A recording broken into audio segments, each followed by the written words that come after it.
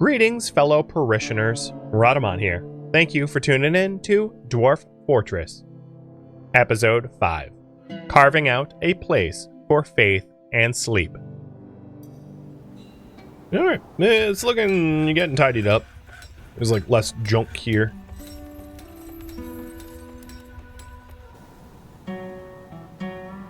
Not an even shape.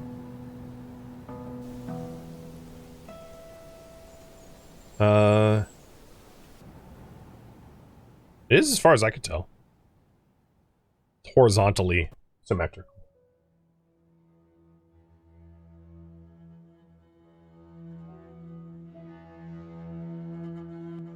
If it's not, I don't care. It's not gonna hurt me. Symmetry isn't even something that dwarves will notice. As far as like environment goes, the only thing that they really care about is like mist. So if you can have like a artificial waterfall, they were like, ooh. Like, that's about all that they care about.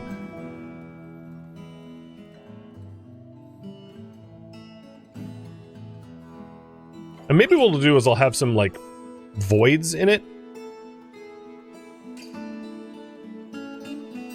There. Some voids.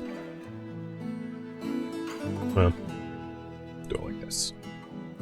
Symmetrical voids. So 4 pillars.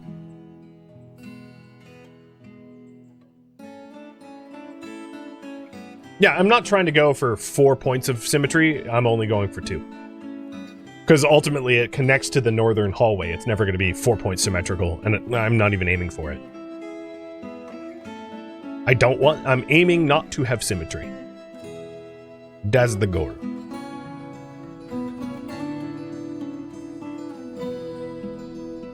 Alright, another thing that I could build pretty early on is a lockout bridge.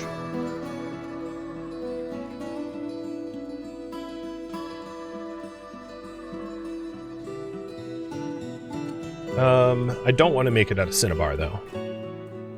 Construction, bridge, here, out of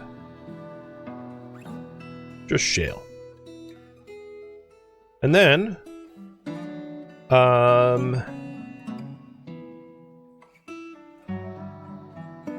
we're gonna want a lever.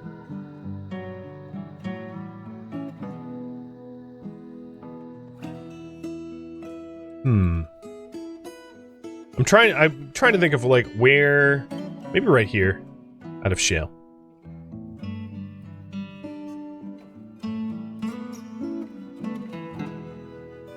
That'll work. Alright, back to mining. My 3 miners are going to be required to mine so that I can actually get this temple going.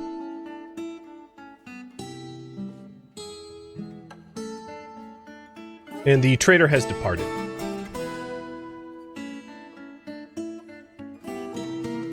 How's our farm?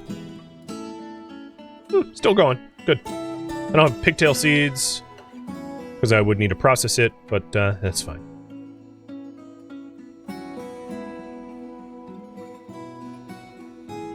So I'm going to call this the entrance bridge, and it's just it's one long by design, because when it closes, it will snap closed and be a wall, and nothing from outside will be able to get in.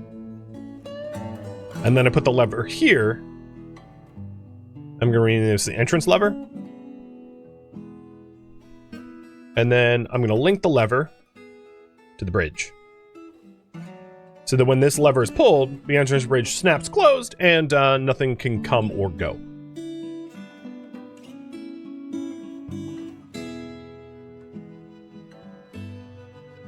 And I have it only one long so that there's like less of a chance for collateral death. Because the way bridges work in Dwarf Fortress is unless you have a massively heavy creature, when a bridge is pulled, it flings anything on the bridge away. So if you have, like, let's say, dwarves or goblins on the bridge, they will get yeeted like it's a catapult. And the only caveat to that is if it's a massive creature that is simply too heavy, they don't get yeeted. Fine. And then, inversely, anything caught underneath the bridge lowering gets flattened into nothing. It is a murder delete button, if you will. So if you have a really long bridge, the chance of being yeeted or being flattened into nothing increases substantially, which is why I just have like a little 1x3, because I don't want to yeet. And there it is up. And when it's up, nothing can come or go, so the outside is cut off. Everything up here is cut off from us now. Eventually, I will invest in, building a pasture and pasturing our animals and maybe some outside infrastructure or whatever, but, that's not needed right now. So I'm going to pull this lever again, and you'll see the bridge open and flatten. And what you can do with multiple levers is build airlocks so that you can kind of control the flow. So if you do have a monster coming, you can like let some dwarves in, especially if you have multiple ways in. So like if in our entryway we had, and I'm not going to build this right now, but if we had multiple ways in and the other two were closed bridges, then and we had bridges here, here, here, and here. Just to make it easier, this is where the ones are. And then another bridge here or whatever, maybe here. You can have 3 different ways in that you can control each individually with airlocks, so that if you're on the outside and you're with the monsters, there's still physically somewhere you can go for safety. And that would probably require the burrow mechanic. The burrow mechanic is basically, when in danger, go here. So what I could do is I could burrow here and burrow here, so that anyone caught outside I can assign to these individual burrows so that they could be brought inside without letting the enemies in. We're not going to get attacked at a population 19, so I'm not going to worry about that just yet. But there are methods to protect yourself beyond just like turtle, right? Because it's not necessarily, if you're in a really dangerous area that is like super wild, like, and terrifying, if it's savage and evil or whatever, it's actually not unreasonable once you've hauled everything out from outside, unless you need a pasture, just to close your bridge and be like, the outside world, hell with it. I don't want to deal with it. That's like, again, not a entirely unreasonable thing to do.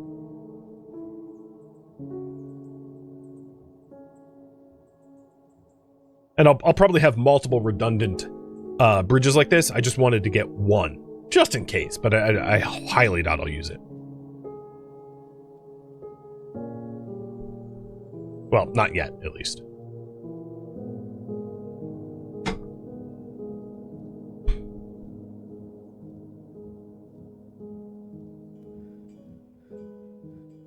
All right. I am going to start fishing.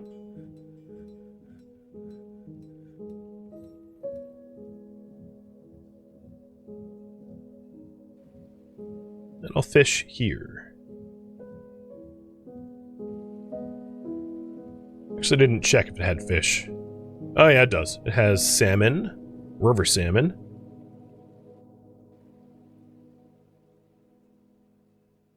Cool. Temple still being excavated.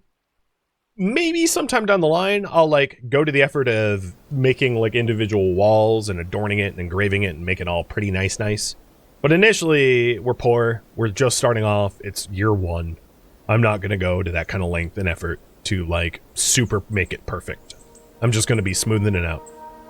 So the temple that we have here, I'm going to put a door, one there, one there, one there, and this is the initial prayer temple. So let's create a zone, a meeting area. Paint the boundary of the room.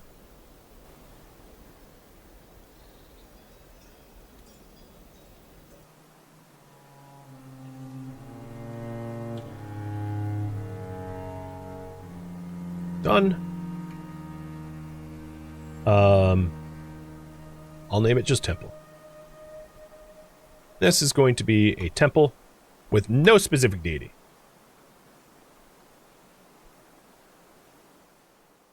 And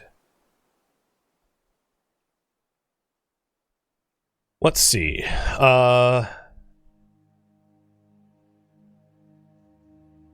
This is going to be the temple of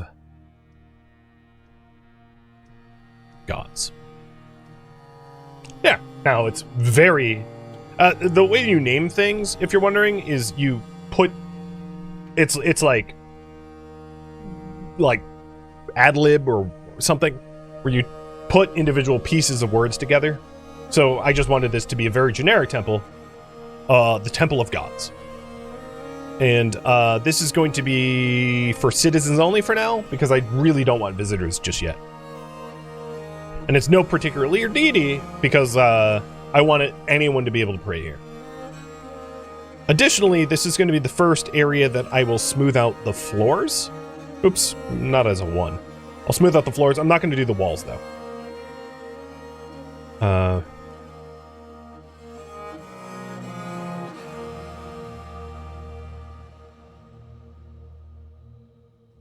Because I might replace the walls. So when things are smooth, they're prettier. And when things are smooth and then subsequently engraved, they're prettier and more valuable. And in order to get this prayer area to be respectable, I'll just like smooth out the floors. And I don't really care who does it. I don't have a specific person required to do the stone cutting, which is what smoothing is. I don't care who does it. I just want it done. There we go. We have our first generic temple. Now, with that said, it's worth noting there's a lot of gods. So if we take a look at, like, let's say our leader, and go to oh god, where is it? Relations. They believe in Inod. And different people will believe in different things. So there's a whole bunch of religions that, yep, another Inod. And the more common ones, if you click on your temple here, when you select what particular deity that it belongs to, you can also designate the to a specific god. And bang for your buck, your first temple being just a generalized one is fine. But people prefer to pray at the temple to their specific gods. So when you're building individual temples for specific gods, do it where it will appease the most people possible. Meaning, the most... Oh, someone adopted a stray cat. Where people believe in the most, in other words. So if I did this again, if like, let's say I painted another one, just as a demonstration. Obviously, this is not much of a temple. And I say this is going to be a temple. Here are the gods. So the Molten Typhoon has 4 worshippers. The Asmil Stranger Way has 3. The Akur the Greatest is 2. Inod has 8. Inod would be 8 of 19. It's a significant portion of our dwarves believe in Inod. Zagath has 3. Statad has 3. Eter has 2. Volkar has 7. Oh, great. We have a bunch of death worshippers. Okay. 1, 1, 1, 5, 2, yeah, so on and so forth. There's a whole bunch that believe in death, huh? But my point is, you build the temples for those of most belief first, generally, because it's going to be the most impactful. So we're building an initial temple, and that should help to fix some of the mood issues we run into. And I can build these sub-temples to the sub-deities, or the other deities to specific deities later on. But I want to get this first temple in now. And the value of the temple, shown here, it's currently a shrine, has no worshippers. As it goes up in value, it will, it will like upgrade from shrine and beyond. It also might be nice to store musical instruments in here in a chest, but I'm not going to do that right now. We're just Just smoothing it out. So after we get some of that smoothed out, my next plan is to work on some bedrooms. And the first bedroom we should probably do is our leader's bedroom because, well, he's the leader.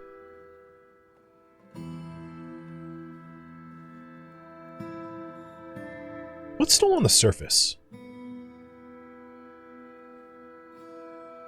Sweet pod seeds, cave wheat seeds, rock nut seeds, and dimple cut seeds. Why aren't we storing it in here?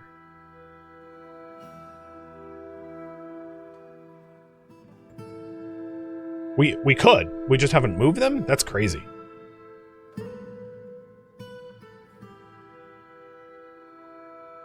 The trade area is almost all tidied up. They've been busy. I get it.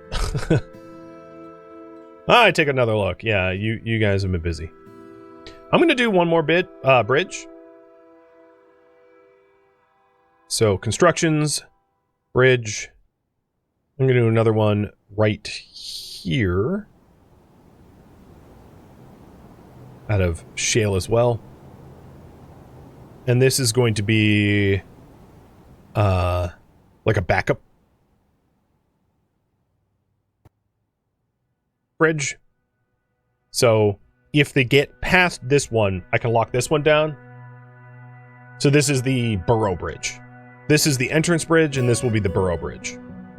So this bridge links to our burrow. Burrow being like where we live and where visitors are not necessarily welcome. I don't have enough bags. You're right. That's probably the issue. I'll bother tailoring later. I'm working on the first temple for now. Why was that suspended?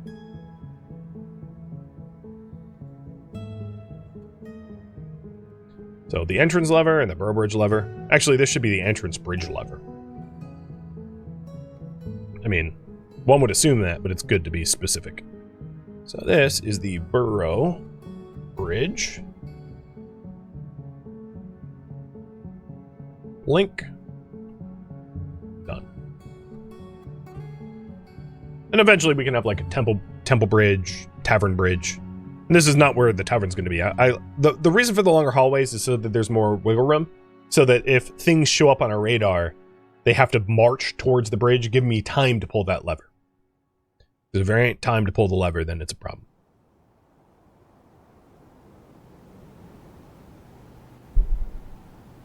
I only have one citizen that is moody. It is Gashud again. They want to pray to Zagath. They want to be extravagant. Pray to Volkar. Pray to Inod. Yeah. Oh, and yeah, you can believe in multiple things. So if we take a look at Gashud here. Look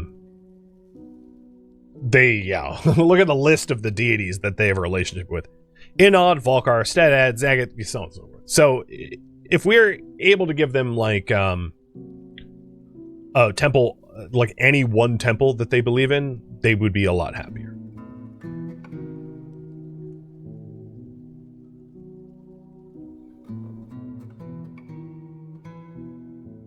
Temple of Gods is still at... Okay. Still getting done. I'll start working on beds.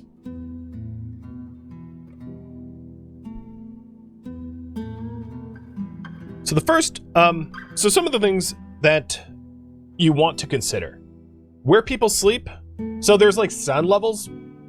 And if I'm not mistaken, the guild halls, basically most of the meeting areas are noisy. You can assume that most of the meeting areas are noisy, being taverns, temples, meeting areas, and dining rooms, maybe? I'm not sure if dining rooms are noisy.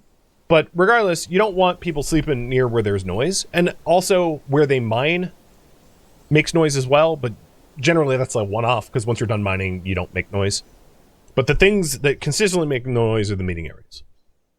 So you're going to want your people not to sleep near those meeting areas.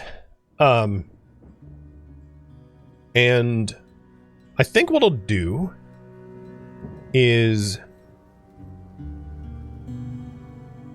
underneath the stock room level, I'll put the bedrooms. So from grand picture, the top level is the public facing area. You have your trade room, your tavern, your temples. It's the areas that can attract visitors, non-citizens. On the level below is the dining room for our citizens, the kitchen, the crafting area. And then below that is the stock rooms that serve up those areas. And below that is the umbrella stock room. So below the umbrella stock room, I'll start to have bedrooms. So we're really taking advantage of the Z level. And I'm doing more Z level than I normally would because we're sort of pushed up into a corner as a result of only fertile soil being in this one weird corner. So I'm just,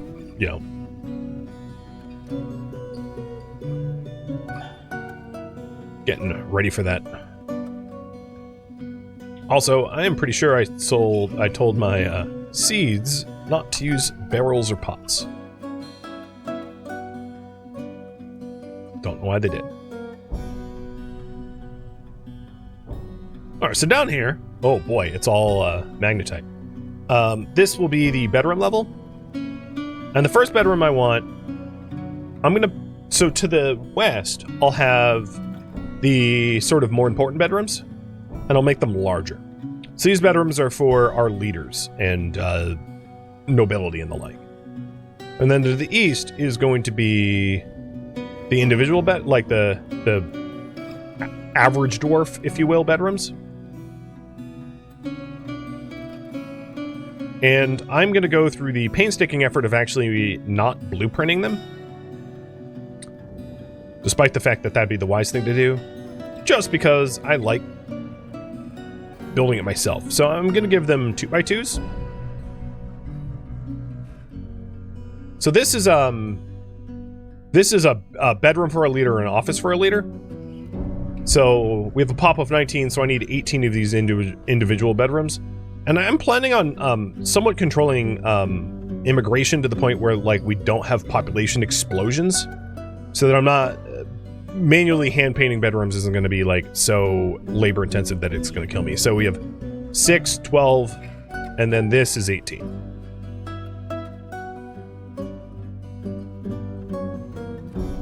And that's all the bedrooms we're going to need initially. And it's all connected to a 3-wide hallway.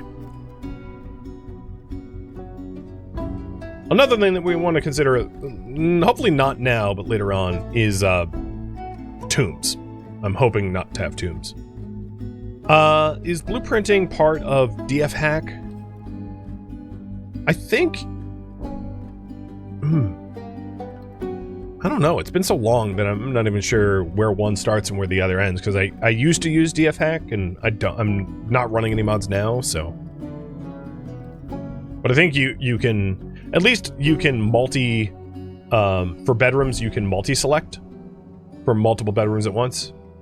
But whether blueprinting is DF hack, okay, got it. Wow, this entire floor is hematite. Oh no, there we go. We have some limestone, so we have flux stone here too. So in each bedroom, we're gonna want,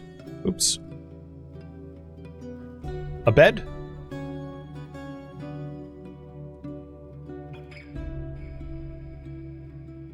And then it's not a bad idea to have dorms, because dorms can solve your overflow. And doors. So it's going to take a minute for us to spin up the amount of beds and doors that we need. And yes, these are spacious bedrooms. And then bedrooms can also benefit from some furniture as well.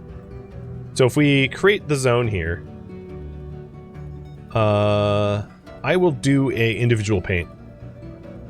So this would be like a bedroom. And this is going to be the, well, I don't need to give it a name.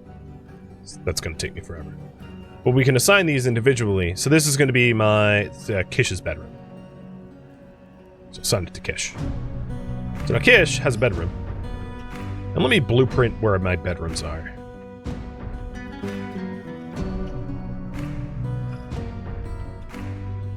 Bedrooms at F5.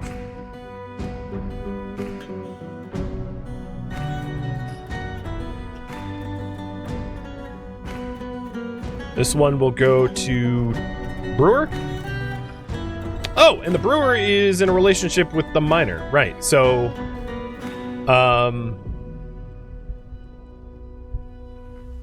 do I have to put double beds in there? I forget. But yeah, that saves me space too.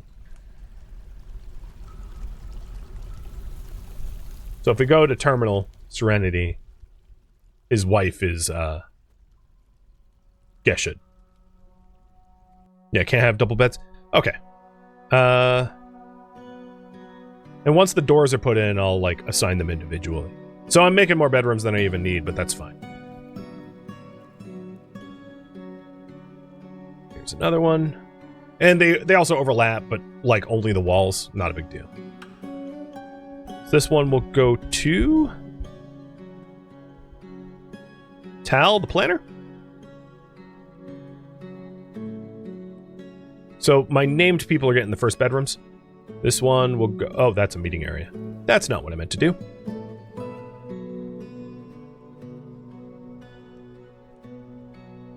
I think those are all my named people. Except for Scorpio, who... Oh, no, Liara. This one will go to our best miner, Liara. And then from here on out, I can just not assign them, and they'll self-assign.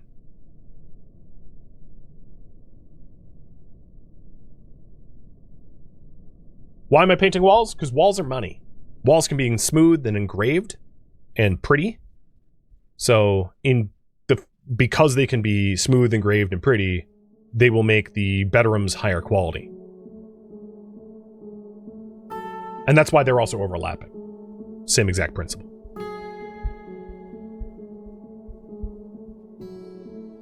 Now, as far as royal privileges go, your people that have like royal titles or leadership roles have need of a study in most of the roles, their own quarters, their own, and perhaps sometimes even their own dining room and tomb as well. And then those individual rooms have other sub requirements. Oh, hey, look at that. You don't sleep there though. That's not your... Oh, you're smoothing the floor. I was like, what? Oh, let's also hotkey the temple. 2. So this is...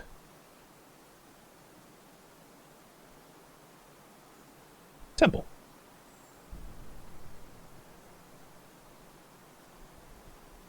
I might need to cut down some more willow trees.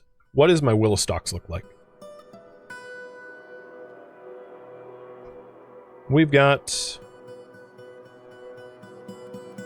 55? No, that's still probably pretty good.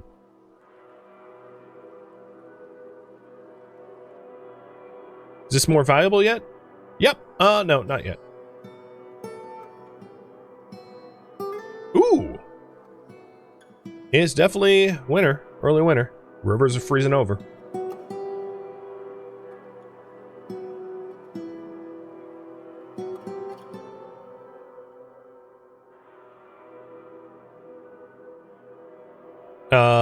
The construction of a bedroom was frozen? Keep doing it, please. Alright, and more importantly than all the other bedrooms I've put in so far, we have need of a bedroom for our leader. So this is going to be our leader bedroom. It's bigger. Because the leader bedroom will have its own... will have more requirements than the individual bedrooms. So it might need... it might need like a dresser and other furniture and hid value numbers and whatnot.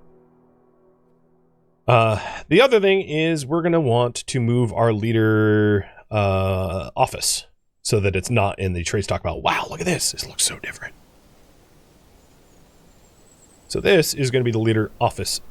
And it, at least initially, will require a table and a throne. And once that's in, I'll assign it.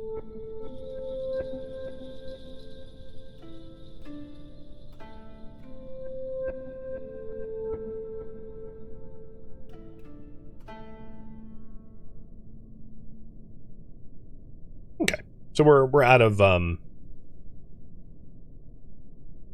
doors and beds.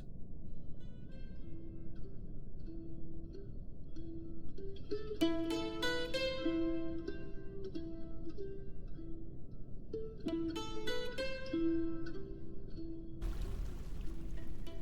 I'm just choosing to only smooth the things where value matters. And to ignore the smoothing the walls, because I haven't really decided whether I'm going to have artificial walls or just smooth walls. And then smooth the veterans and the like. Alright, office! Finally, Scorpio's going to not be in the main hall. In our office. Done. Which means, up in our trade area, this office can go bye-bye. And this table and throne could go bye-bye.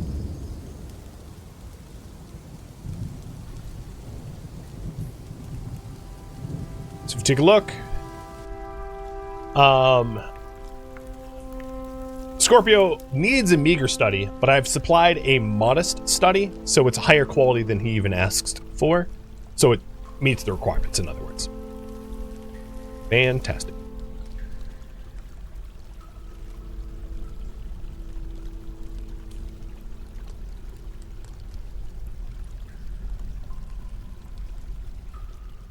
Apparently my crafters aren't, they're working on it.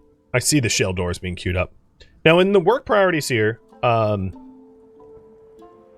you can designate how many shops are required. So, like, so shell door, I can say only one shop ever does it, or I can say any shop does it. And that allows, like, both of the stoneworkers to potentially make the doors, which is what I was hoping to go for. Oh, look at that main stockpile.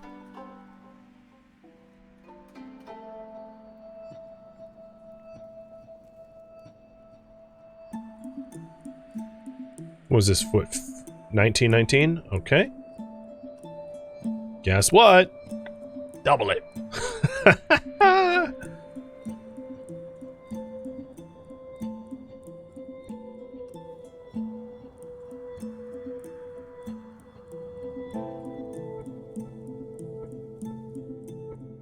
What are the odds that the caravan spawns on the other side of the river in the summer?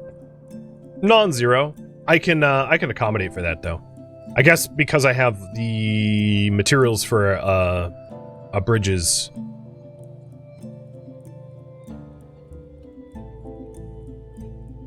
Oh, I'm out of willow? Really? Somehow I don't believe that. But fine. If I am, if you say I am, I'll cut some more willow down.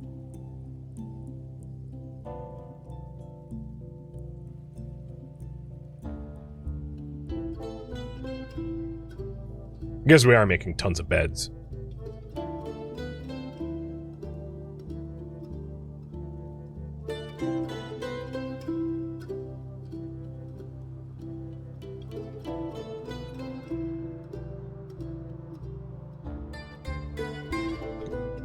That might be all the willow. Just as a personal preference, I like making all the same wood. Makes it easier to keep track. It also allows me, if I need to make charcoal, I can cut down any other wood type and turn it into charcoal, and the willow is being reserved for furniture. That way they're not drawing from the same types. And also all the fruit trees are being left alone, so if I have, like, food shortages, I've got that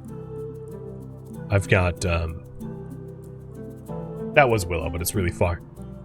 You know, I've got fruit trees and the like. Alright, bedrooms. Lest we get distracted. Ah, yes, it looks pretty good. Looks very smooth. Some of the places that had queued up work orders for beds didn't get smooth, and same with the throne, so I have to go back over it.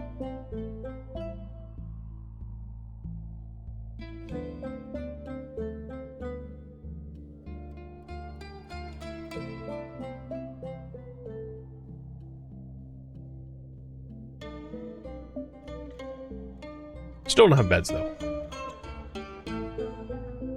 How's the temple? Looking good? What's it valued at? Oh, yeah, there it is. It is now an actual temple. It went up from like a shrine because we smoothed it out. So the advantage, of course, of smoothing is I got value for nothing, essentially. I got value for labor, sweat equity, which is excellent. It's not much to look at, but, you know, we can engrave it later. Actually, with that in mind, because it was part of the requirement, my engraver here, I'm going to have them practice in this base temple. So I'm going to take them off of mining, where they're only allowed to engrave. And here, I'm going to have them practice engraving the floor.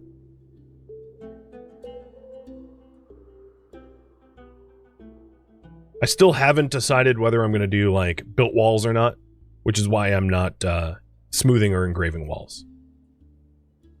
Really depends on the amount of, like, anal retention I want to commit to. Let's say it like it is. Alright, carpenters. Where's my beds?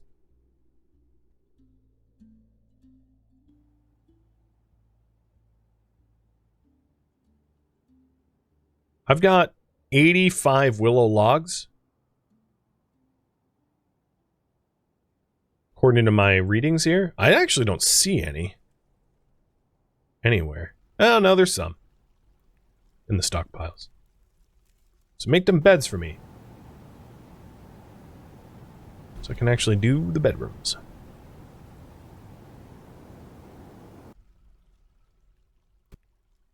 Right, we have a few unassigned bedrooms, so we'll queue them up. And yeah, if you're wondering, they'll self-assign, so I don't really need to do the manual assignments. I can, though. Sometimes it's nice to do just to get a look at who owns what. So Tobal, I'll put the miners up here. Coddle.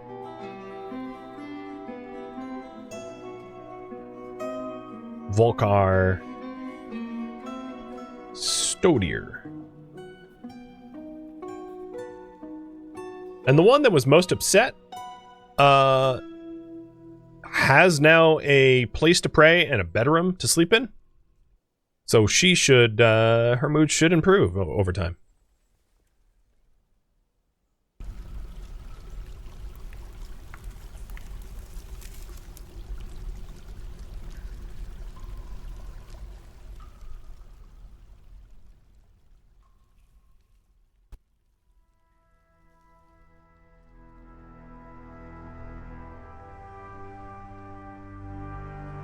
Where are they? Oh, they're mining the... Oh, wow. Okay. I'll look away and... Oh, my God. All right. My miners are no longer going to be required to mine anymore. The overflow stockpile. I have an abundance of laziness. I'm just going to, like, let it bleed into the new one. There we go. And that should allow us to tidy up the last of the things that haven't been moved.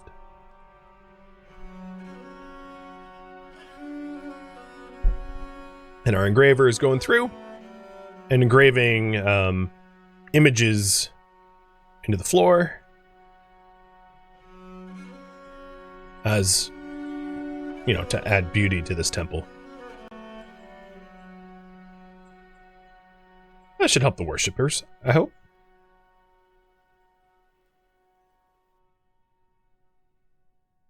All right.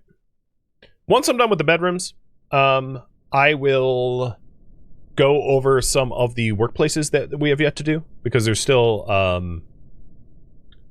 I don't have a jeweler, I don't have a metalsmith, I don't have a weaponsmith, you know, there's certainly a lot of stuff.